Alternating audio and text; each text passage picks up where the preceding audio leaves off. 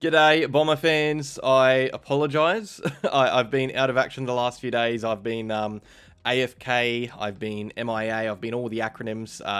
It's been almost a week since I last posted, which in general is odd, but during draft month, that feels blasphemous. Now, there's been a reason though. I've been busy behind the scenes trying to improve the content that I bring to you guys, and I think you guys are going to be really excited about what I've got planned, not only for everything Essendon, but for my other channel as well, which I will update you on and keep you in the loop with. So stay tuned for that. You guys don't really want to hear about that today. I'll explain what I'm doing with that another day. But right now, let's just talk about the draft. We've got a bit to get through today. We are going to talk about quite a few things. Obviously, I haven't been with you in the last few days, so we are going to catch up on some news. We're going to talk about the potential for the Bombers to be moving up the draft board, because that is still in play. We're going to be talking about the NGA dilemma that we are facing, whether or not the Bombers will be matching bids on Hussien, Achkar and Adam Sweid. That has been a big talking point in the last few days. We're going to talk about picks 5 and 6, of course. There is some new intel around those selections. We're going to talk about the SA flavour in this year's draft and whether or not the Bombers will be ending up with a few more South Australians on the list, which I like. You guys will know that.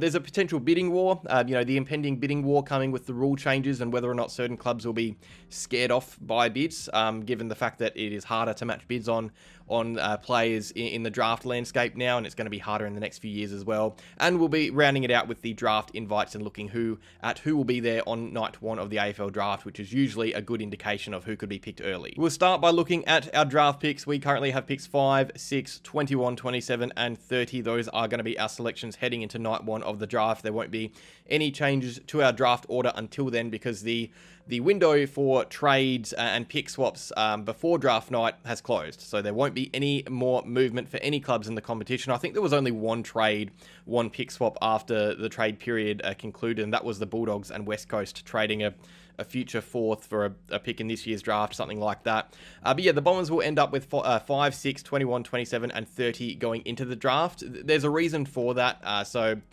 clubs have to take the amount of draft picks that they have list spots available. So the Bombers have 5 list spots available, meaning we take 5 picks to this year's draft. If we didn't have picks 27 and 30, it would mean we'd actually have picks in the 70s to the hundreds range. It really just depends on how many selections you have in this year's draft. If we had another pick somewhere, the Zach Merritt selection, for example, if that trade had gone through, it would have meant that pick 30 would be dissolved. It wouldn't exist. So that's the interesting thing that to note about the trade situation with Hawthorn, and why that trade may not have gone through, because our draft end was so strong anyway, and it wouldn't have been too much stronger, and it would have meant that some picks later in the draft would have gone away. Now, what this means is that we haven't seen any work done to improve our bid matching situation. I'll talk about that in a second, but that's because it'll probably be done on draft night if that's the case. The Bombers, we can't take too many picks into the draft, but as soon as the draft starts on night 1,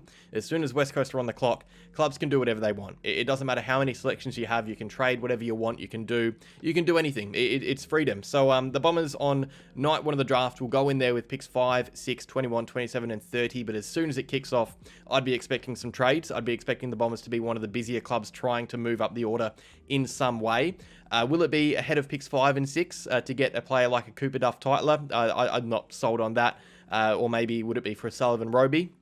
Potentially. I think it's more likely we move behind those selections, though, just because of how difficult a trade could be done to work out. The way I see it, the early stages of this year's draft are much better than what happens behind it. So I think there are probably about 3 or 4 players, I reckon, in this year's draft that almost every club in the competition would pick if available. That's my opinion, but I think the upside of Willem Dersma, Sullivan Roby, CDT, and Xavier Taylor are too high for most teams to pass on, which is why I also think with clubs with those early picks might not want to trade those selections. If the value of picks behind them is less, it means that you would have to give up a lot to sway those certain teams to pass on those players to trade those picks away. I think the most likely trade option to get ahead of our selections there is probably Richmond, because they really like Sam Grill. He's an option they like. He's probably going to be passed on by the Bombers and even Melbourne if he's on the board for us. The Bombers don't have much interest in Grill. I doubt Melbourne do too. He could fall outside the top 10, or go as high as pick 3 or 4. That's the interesting thing about this draft, is that clubs will be taking players that they like, not necessarily who is best available. So yeah, I think if anything happens to move up, it would either involve overpaying a team like West Coast for pick 2, or letting Richmond bank on Grill later and improve their draft hand. The way I see it though, these clubs have these picks until draft night. It is probably safer for them to just take what they can get and not overcomplicate things. That goes for Essendon too. So yeah, I don't think we're going to be moving up ahead of picks 5 and 6. I still think there's going to be some movement with our later selections though. I'd be really surprised if we keep 21, 27 and 30 till the end of the draft. I assume that we're going to be trying to, and there's been news about the Bombers trying to move up the order behind picks 5 and 6, getting something else of value in the teens. Gold Coast is a club being flagged there. The Bombers currently have picks 21, 27 and 30, which are really good value points for matching bids on academy players, and Gold Coast have a few academy players to match bids on. As it stands right now, the Suns probably don't have enough points to match bids on their first 2 prospects, so what they could do is trade pick 15 away for picks 21 and 27. That not only gives the Bombers a higher selection in this year's draft ahead of potential bids for our academy players, but it also gives Gold Coast more points based on value. Every pick, as I've talked about a lot, has a value in terms of points, and 21 and 27 packaged together are worth more than pick 15, even though in this year's draft in the open pool, pick 15 is miles better. So I think this is a trade that really benefits both clubs. It's as good as a win-win, I'd say. The only thing to watch out for is North Melbourne. They've apparently been flagged as an option for that pick 15 as well. They've got a couple of selections in the 20s like us, but yeah, even if it's not Gold Coast, it could be Carlton, could be Brisbane. I think the Bombers will be trying to move up the order. I don't think it's going to be moving up ahead of picks 5 and 6. I think if anything happens, we'll be getting something in the teens, which I really like. I think that's a really good range for good value pickups in this year's draft. You're kind of seeing what slides and taking, almost the best available talent kind of thing, because there'll be some players, some really good quality players that slide through to pick 15, and I'll talk about that in a future video, I reckon, because you guys will know Harley Barker. I love that guy. But no, yeah, I think the Bombers could be moving up behind picks 5 and 6. I don't think we'd be going anywhere ahead of that though. Let's talk about our academy duo, because there's been some news there lately. That was obviously a big talking point on Gettable. I was going to make a video about that, but I didn't know how to work that bloody camera. Cal Toomey on Gettable talked about the lack of a guarantee that the Bombers would be matching a bid on Hussien, Achkar and Adam Sweid. There is no guarantee that we'd match a bid if it came early. Keyword being early, by the way. I think the Bombers will be going into this draft planning to match a bid if it came at a good range. I think, ideal world, the Bombers take 3 players before these 2.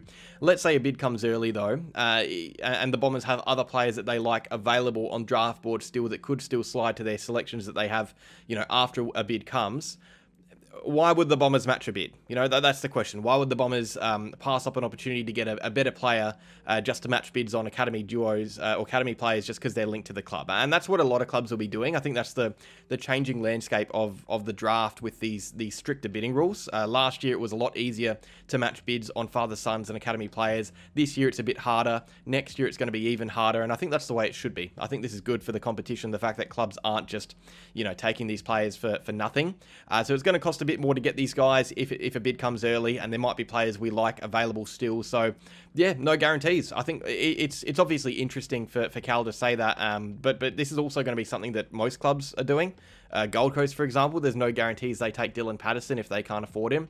There's no guarantees of Collingwood with Tom McGuan. They've elected not to match a bid if it came. I think I'm not 100% sure with that one, but there'll be more clubs doing this in the next few years, kind of passing on these academy players just because the picks they have available are better anyway.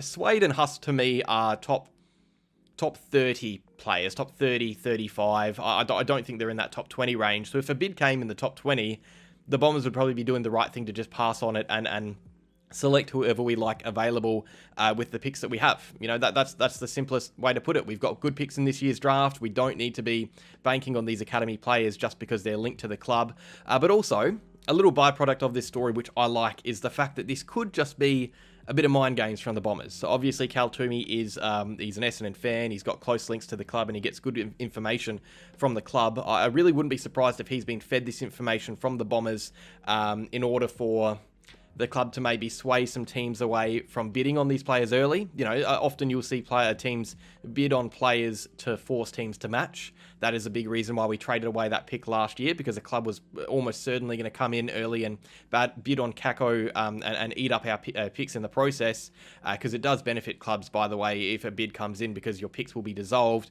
But if we're saying there's no guarantees that we match a bid, it now means that clubs will have to be a bit smarter when they bid. You know, let's say a team with pick 15 in the draft bids on Sweid and we don't match. It means they've probably passed up on some players that they might have rated higher than Sweid. So I think if a club bids on Sweid or Huss now, they're doing so wanting them on their list. It would be because they're number one on the draft board of available talent. And if that's the case, I think it could probably come later. You know, I don't think there'll be too many clubs rating either of these guys quite highly. I think it helps out that there's been some late bolters in the small forward range as well, which helps.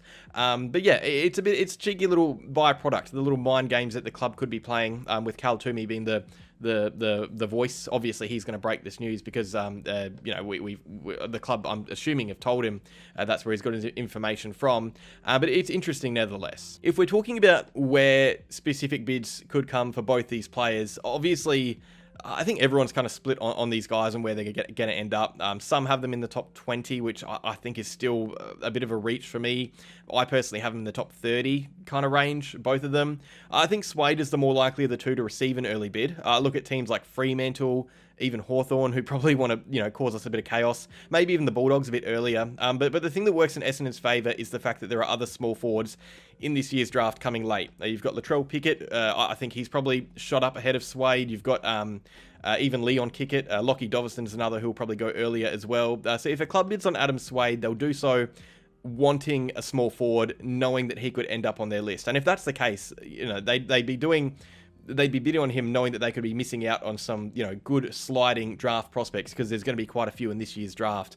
Yeah, I think the uncertainty and the nature of this year's draft outside the top 10 kind of means that a bid could come really anywhere for a player like Sweid. It's so hard to know where it would come. There'd definitely be clubs who rate him probably fairly higher, maybe higher than the Bombers, but there'd be other clubs that don't care about him and wouldn't place a bid on him at all. It really just depends on who is picking, who is left on the board when they're picking. I think we probably have to be hoping that Doverston and Pickett slide as far as possible, because I think the majority of clubs would rate those forwards higher than Sweid, and if that's the case, it means he could slide too. And on Hussien, his range is a bit harder to find, because if you're thinking about Adam Sweid being a small forward in that top 30 range, I'd say most clubs rate Sweid higher. I think if a club rates Huss higher than Sweid, it's because he is a solidified small forward. Sweid's more of a midfielder, primarily, which, you know, you could say, would he be that at AFL level? Probably not. But I think Huss, you know what you're going to get with him at AFL level, and you're going to get a small forward. But again, you know, you've got players like Kickett, Pickett, Doverston.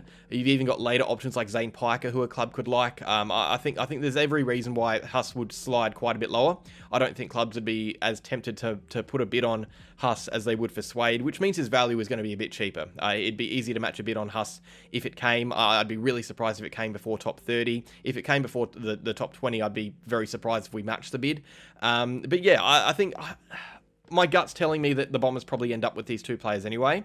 The way this draft is shaping out, I think it's that we're going to take 3 players before these two, and then match bids if we can on them after we've done the hard work in the open draft. Yeah, I guess the main story here, it's not really too much of a story. It's still interesting regardless. The Bombers, there are no guarantees that we match a bid on Huss or Sweid, but I think that goes for pretty much every club in the competition, the way that the rules are shaping up now. All right, let's chat about picks 5 and 6, because that's what you guys want to hear about the most. These are the big picks in this year's draft, and we don't know who we're taking yet. You know, we've got teams above us kind of dictating what happens, and I think the way I'm kind of looking at this now, and I'll be interested to see what you guys think about this, I'm splitting up 5 and 6. Obviously, it's good to have back-to-back picks because it gives you a bit more flexibility in what you can do. But I'm splitting these up and thinking about them in 2 different ways. I'm thinking pick 5 for me is best available talent, hopefully. Because I said before, there are 4 players in this year's draft that I think most clubs wouldn't pass on if available. Willem Dersma, Cooper Duff-Tytler, Sullivan Roby, and Xavier Taylor. Those 4, I think what the Bombers will be doing with pick 5 is hoping one of those 4 slides to that selection. So you've got Willem Dersma is going to be taken at pick 1. We know that. Cooper Duff-Tytler probably won't slide past Richmond if he slides past the Eagles. And I think Sullivan Roby, despite him being pretty similar to what Richmond have or took in last year's draft with Josh Smiley and Sam Lawler. I think the upside's too high to pass on. Xavier Taylor as well has been linked to the Tigers. But there's every chance that, West Coast act early on a Dyson Sharp and bring him in with pick 2, give them a bit more leadership, which means that, one of those 4 players will be available later on. Maybe a Cooper Duff Titler, maybe Xavier Taylor. Richmond also, by the way, really likes Sam Grill. The Bombers and Melbourne, not too keen on Sam Grill, as I spoke about before. He could slide past there. But if Richmond takes Sam Grill, it means that one of those 4 slide. And I think if that was to be the case, it'd probably be Xavier Taylor. I'm expecting Xavier Taylor to get through to the Bombers picks 5 and 6, and if that's the case, I'd be surprised if we don't pick him, because I think the upside is really there. He's one of the 4 horsemen of the draft apocalypse that I like to... it's the first time I've ever even said that, but it doesn't really sound good now that I say it, does it? No, but pick 5 is best available talent. That's the way I see it. You've got a really good range of this draft. I think that kind of splits up the Bombers picks, where you've got best available talent potentially with Xavier Taylor if he slides, or Sullivan Roby if he slides, which would be great. We want that. But pick 6 is the interesting one for me, because that's where the draft really opens up, and you get this incredibly even range of players from about pick 6 to pick 20. You could argue that there are players in the 20s that the Bombers could be selecting. I really wouldn't be surprised if the Bombers were, keen on a Harley Barker type and could think about him early with a pick, or Aiden Schubert's been one that we've been linked to as well. But even though some clubs probably don't have him inside their top 20, it's a really even range of this draft, and that's where I think you're looking at needs. If you're taking best available talent at pick 5, you're looking at a needs basis pick at pick 6, because it's so even with what you're selecting from. And I think what Essendon need really most from this draft is a midfielder. I think even if we take a Sullivan Roby type midfielder with pick 5, I think we could still be looking at a midfielder with pick 6 too. We could double up. And I think the two to be really looking out for and keeping an eye on are Sam Cumming and Dyson Sharp. I'm pretty confident that one of our selections will be one of those 2 players now. I think the Bombers need midfielders. We've obviously delisted quite a few this year. Setterfield might not come back to the club. You've also got more on the list right now that might not be there next year or the year after. You've got Zach Merritt, who might request another trade. We don't know what's going to happen with Elijah Sardis. Nick Martin's obviously got that ACL. So the Bombers do need midfielders. And there's 2 in this year's draft that probably set themselves ahead of the others in that open range, and those 2 are Dyson Sharp and Sam Cumming. The Bombers do really like Sam Cumming, so do Melbourne. I think he won't be there much longer than the Bombers if we pass on him, and Dyson Sharp is one that he probably divides quite a few, but one thing you can't knock is his leadership. He's also an Essendon fan, by the way, so there wouldn't be as much of a go-home factor. In fact, both these players, there wouldn't be much of a go-home factor, because Sam Cumming isn't even from South Australia. He's from New South Wales, and he's boarding in South Australia, so he's used to that lifestyle. Yeah, I think I'm looking at a best available pick, maybe a Xavier Taylor if he slides through, and Dyson Sharp or Sam Cumming. The way I see it now, if I'm predicting who the Bombers are taking, it's 2 of those 3 players. And I might be completely wrong. I might be way off here. But I think it's pretty likely that the Bombers are taking, if he slides through, I think it's likely he does, Xavier Taylor and Dyson Sharp or Sam Cumming. I think that's a really interesting mix as well. And I've always liked Xavier Taylor as a prospect, because you can kind of bridge him with a few different players.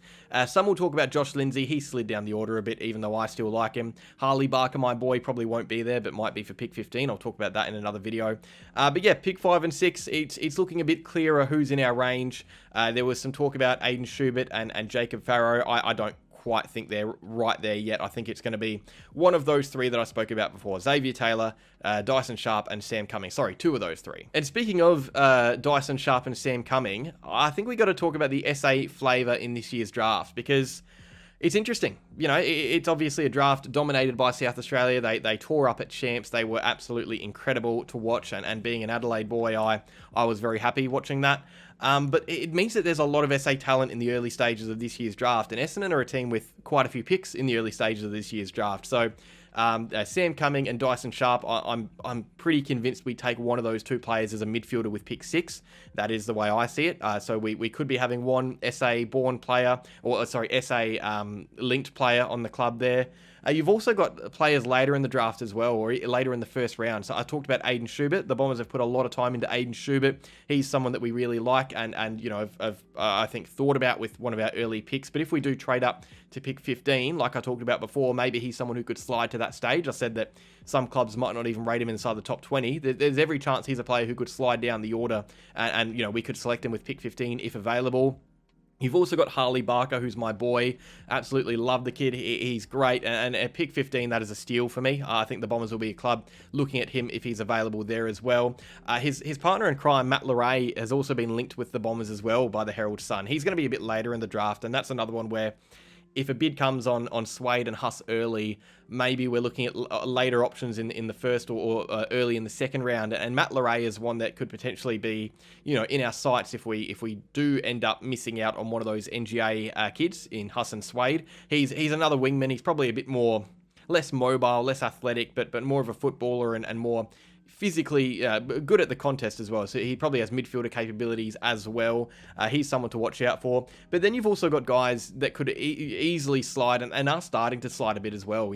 Mitch Marsh was a top 10 prospect for most of the year, and there's a chance he goes outside the 20 now. I'm seeing mock drafts where we are taking him at pick 21, which is crazy to me. And if that's the case, I mean, we don't need Mitch Marsh on the list, but if he's available with our third pick in the draft, we kind of have to take him just because of best available talent. You've got Cam Nairn, who's kind of a similar mould to Mitch Marsh in that he's more of a mobile forward. He can kind of play wing as well. Yeah, there's quite a few South Australians in this year's draft. Zane Piker is an option if we miss Hussien, Achkar or Adam Sweid. He's another small forward. Blake Threadgold, key defender. So yeah, I think there's a fair chance that the Bombers end up with, at least one South Australian on the list next year, maybe even multiple. There's quite a few, really talented South Aussies in our range of the draft, and I think that bodes well for guys like Angus Clark and Mason Redmond on the list and other South Australians to try and build a connection there a bit. You've seen how it can work at some clubs. There are some who draft, multiple players from the same state just to get them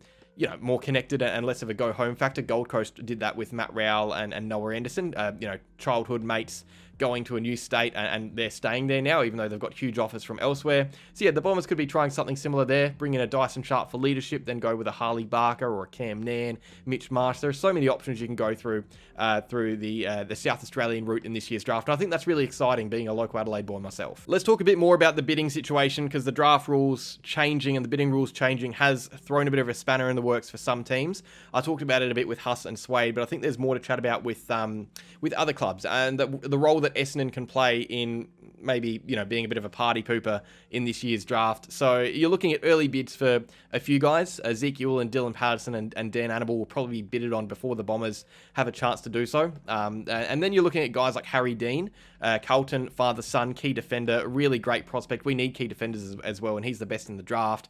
The Bombers, I think, are the most likely team to place a bid on Harry Dean if it doesn't come before.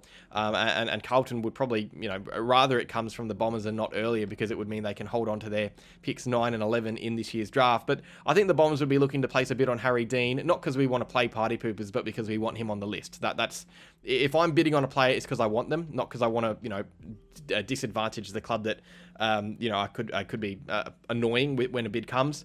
So Harry Dean's one that I think we'll place a bid on. After that, really, you've got a range of players in the 20s that the Bombers could be even looking to select. That's the fun thing about this draft, is that it's not just about bidding on players to disadvantage and annoy teams. It's about potentially selecting them. So I'm looking at Gold Coast with Bo Adensall. He's an inside midfielder, a nuggety player, which, if we miss out on some good tiered midfielders in this year's draft early, he's someone we can look at in the 20s, because the Suns might not be able to match a bid if it came. They barely have enough points to match bids on their NGA duo in the top 5, let alone Bo Adensall in the 20 as well.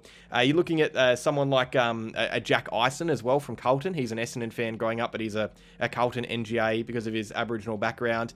He's someone that I think the Bombers could really like as well, even earlier. I look at maybe pick 15 is a stretch, but pick 21. Would Carlton match a bid if it came on Jack Ison, then knowing that they also have to match bids on Harry Dean and potentially some other father-sons and academy players in this year's draft as well? So yeah, I think there's going to be a really interesting byproduct from the rule changes for the bidding, and a little bidding war in the 20 to 30 range of this year's draft, where clubs aren't trying to disadvantage teams by bidding on players, but potentially trying to steal them away.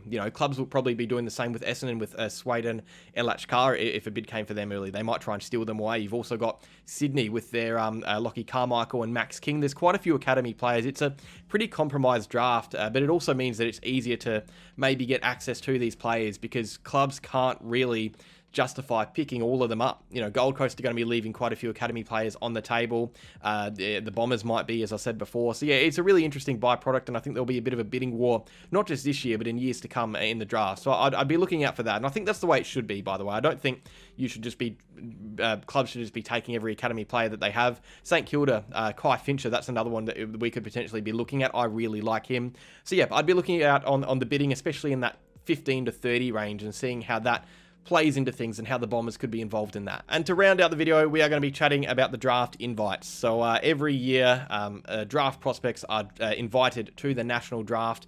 They attend the ceremony in the hopes to go up there on stage and collect their Guernsey with their new team.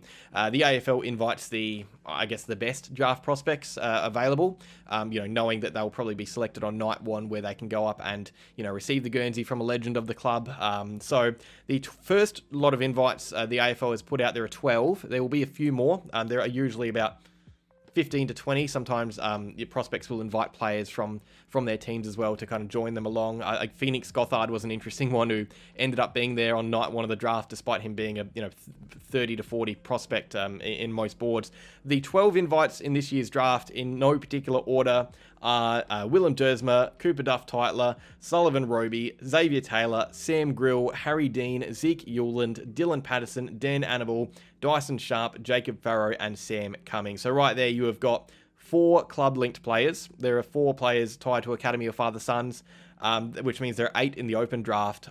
I'd be very surprised if anyone that isn't there is selected by the Bombers at picks 5 and 6. So you look at those 8 players: Willem Dersma, Duff-Tytler, Grill, Taylor, Roby, Sharp, Cumming, and Farrow. I think 2 of them are going to end up at the Bombers. There's been talks about the Bombers being keen on Aiden Schubert as well. He was a surprise not to be invited to the first night. I think he might be a bit later, closer to the draft, to be honest. There's also Josh Lindsay, Ollie Greaves, and Lockie Doveston, who haven't been invited, but again, they could well be invited before draft night as well. But yeah, it's always interesting to look at that, those invites, and it tells us who the AFL think are most likely to be picked up early. That's really all we get from this information. It's not anything concrete. Sometimes they mess up and someone who's invited doesn't get picked. Anything can happen. The AFL don't have a clue what all the clubs are going to do. It's not like the clubs are going to be telling the AFL who they're going to be selecting with each pick. This is the AFL assuming, and I'm probably guessing that some experts are working on this as well, but they're assuming these are the 12 earliest selections in this year's draft, and I think that's fair. I think you're looking at these guys, I'd be surprised if any slide outside the first round. Yeah, actually, I don't think any would at all. Even the surprising guys here, like a Jacob Farrow, who you could argue maybe isn't quite in that range of the top 10. There's clubs that like him, including the Bombers. We like him with pick 6 potentially. There's been talk about that. So yeah, that is the draft invite list. There will be more to come. Probably only a few more. Usually, yeah, there's about 15 to 20 there at night one. But yeah, it just means that, when we select someone at pick 5 and 6, we'll probably be handing them the Guernsey, which is good. We'll get a good little photo opportunity on stage. But yeah, that is all. That's all the draft mail we've got for today. Cheers for the patience, by the way, guys. I know, yeah, it's been a few days since the video, but I promise eventually it'll be worth it once I start, getting used to this form of content. You guys can actually see my face now, which is much be interesting for you guys. But yeah, it'll probably take a bit of getting used to it first for me. Working out the camera, trying to spice up the white wall I'm speaking in front of, but eventually I think it'll be worth it for both these channels. I'll be making not just a large amount of videos, but hopefully quality ones too, which yeah, I've been wanting to do for a long time. So yeah, thank you for your patience. Thank you for watching the video today. Make sure you like, subscribe if you're new and you want to see more videos like this. I promise there will be more. I won't go on any more week-long breaks. Also, stay tuned for my updates with my other channel. I think you guys will really like that as well. I'll be harping on about that in the next few days and next few videos I do. So sorry if I annoy you with that. But yeah, that's all. Like if you enjoyed, subscribe if you're new, and as always, go Bombers.